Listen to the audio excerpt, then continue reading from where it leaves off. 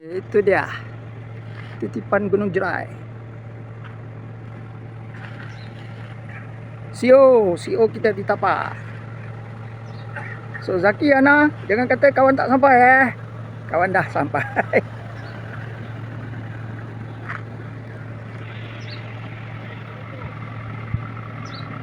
Today full, penuh dengan booking. Caribbean cancel. Adik, jom.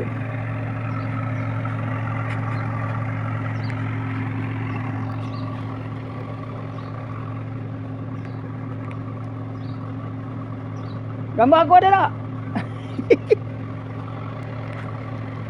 Okay, alright.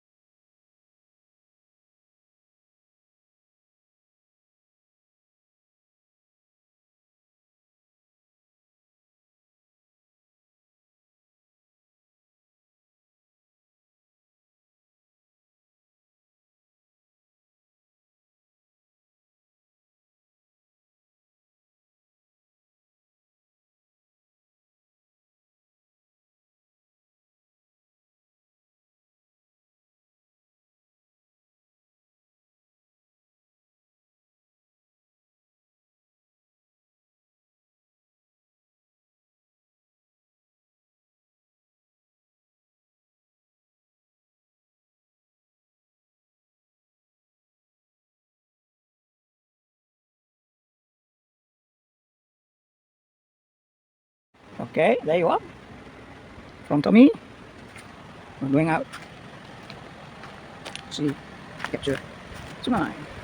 Sungai dia simple aja. Air tengah kering.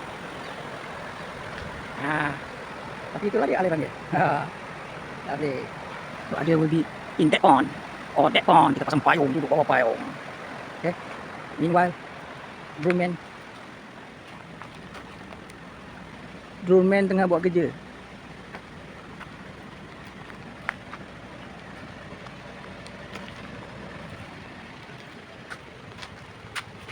Dia mengedit.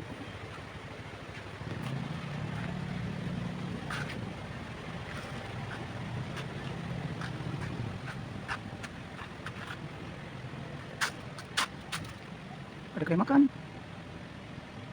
office admin dan sebagainya. Sebab tadi black box di situ dia sudah apa? Buat asal. Yang gambar macam ni nampak gaya macam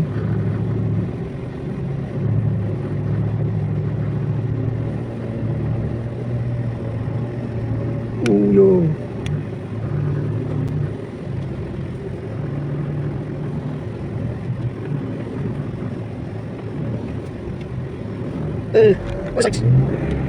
Okay, dia ada simpang tau. Satu masuk kiri ke bawah, satu ke atas. Atas tu nanti kena 3-point turn. Very tight sikit lah. Tapi elok you go atas dulu, then 3-point turn patah balik ke bawah. Kenapa? Nak pergi 3-point turn dulu pula? Kau datang je lah, kau tengok je lah. Okay, right. Tempat ni yang kau bagi aku tadi kan location? The last one, Perigi. Okay. Alright. You will need that. Sana boleh kan? Malam? Sana boleh bermalam?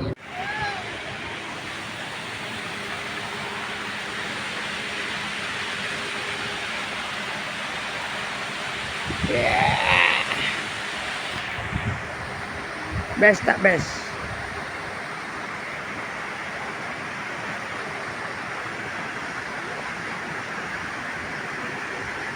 Tapi kenapa dia gelap nah?